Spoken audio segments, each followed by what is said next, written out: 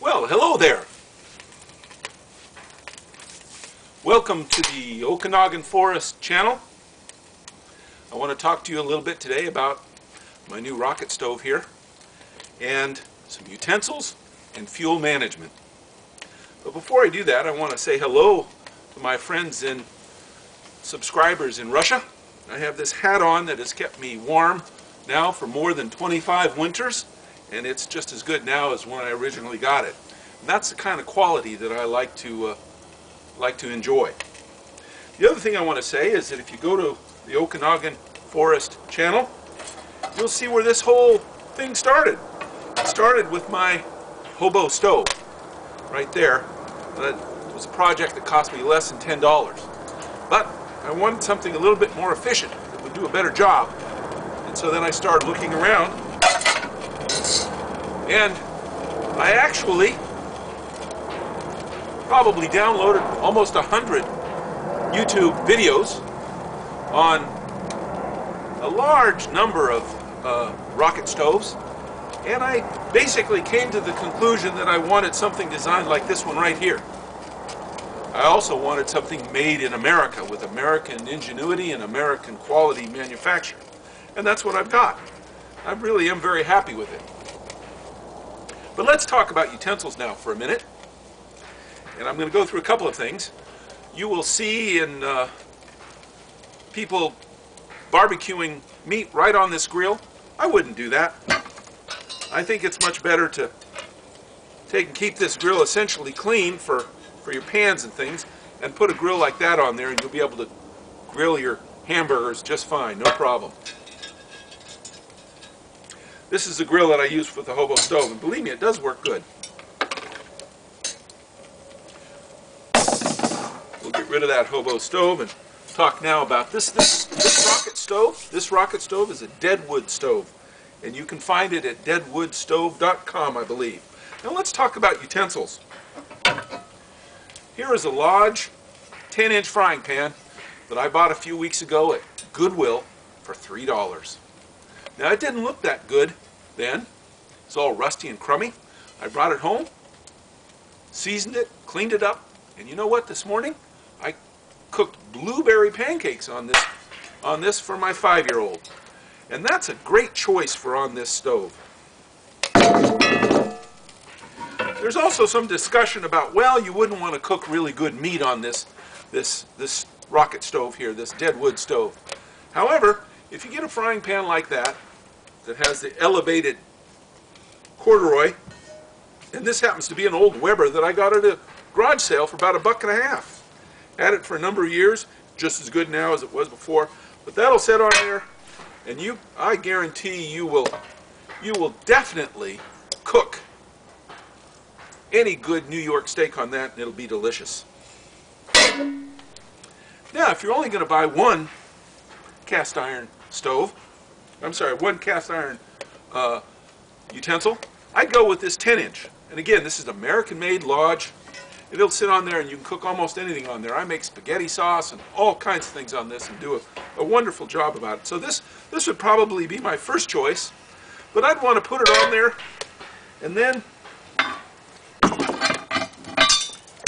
I would probably sometimes also want to use my 3-legged Dutch oven lid on there, and that really works well with that. But if you have nothing, here's another choice if you like. And I like a lot of Dutch oven cooking. But here's probably, I originally got this for my shipping container cabin. You can go to Okanagan Forest channel and take a look at that and cook on my stove there. And I got it without the legs, because a Dutch oven without legs with this stove is going to be better. But this is even a little better than that. That would sit on there like this. But guess what? You need a frying pan. There's your frying pan, right there. And there's your Dutch oven, right there. You can cook the best meal on that you'd ever want to cook. Be fantastic. Now I have a couple of utensils that I use. I find both of these to be about the best. You don't need many. But I find this kind of tool really helpful when you're cooking. And then there's something that, well, let's take one out. This kind of cut-off spoon is really good for working with cast iron pots and pans. It really helps you get to things. Now I'm going to go back to my Dutch oven lid for a minute, because if you want to put certain things up there, you can also do this. My three-legged Dutch oven will sit on there just fine. You could have it sit on there and you could cook, but I think there are better choices. But what about that Dutch oven lid that I talked about? Look at that. You can do your pancakes, your eggs in the morning, whatever you want on there, and believe me, this will get hot real quick. It's already getting warm, my goodness. Let me also talk about this. This is hot now, so I'm going to use one of my coat hanger tools that I designed. You know, I've spent more than a decade living in the People's Republic of China, and a lot of rocket stoves come from there. And there are three things that I don't like about those rocket stoves. One, all the heat comes through right through a center, and so if you're not using cast iron, you're going to have a hot place and a cold place on your pan. With those, you've got to use those. The other thing that I don't care for them so much about is that most of them have a brick or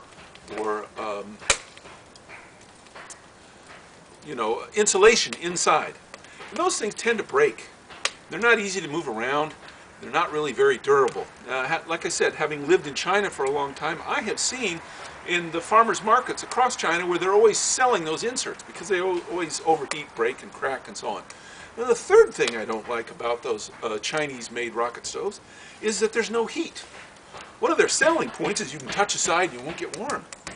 Well, it's true because they're keeping all the heat inside. But that also means then that you don't have the opportunity to kind of sit like I'm now on this cold December winter day and get your hands warm while you're cooking. The nice thing about the Deadwood stove is that it puts off a little heat, not a lot. In summertime when it's hot, you can cook on it and you'll be fine. Not a problem at all. My reason for looking at these is to get away from this kind of stuff. Fossil fuel and these canisters and what do you do with them, and save money. Once you have a good stove like this, that's all you ever need. Now let's talk about fuel. Fuel management. I have a couple of apple trees. It's not an apple orchard, but here's an example of what I have to cut off there. And always before I had to pay somebody to haul it away. You can see next to me here, now what I do is I save it for my stove. And I make different kinds of cuts. And this is just a function of being prepared. I'm going to put some more wood in here. Get things going a little bit.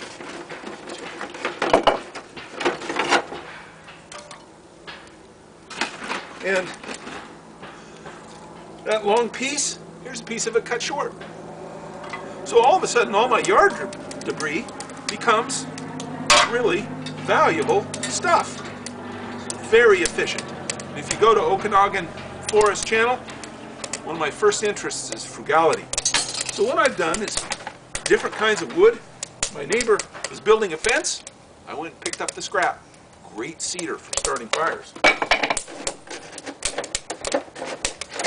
Yard debris, just like this stuff here.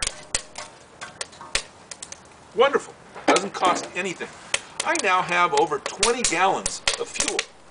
So if there were a problem, or if I needed the fuel just to go camping and have fun, it's all there. You can also purchase stuff. This is hickory. Cost me $1.50 for that.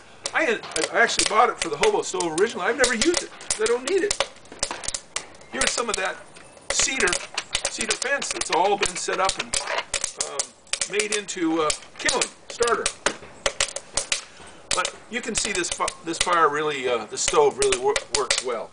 And if you have the right utensils, something like this, you can do your Dutch oven. You turn it over. There's your frying pan. You will be able to cook all kinds of things on your Deadwood stove. Now, before I quit, I'm going to say nobody's paying me to tell you this. I looked through those 100 YouTube videos of rocket stoves from South America, from Europe, from Asia, Chinese ones too. And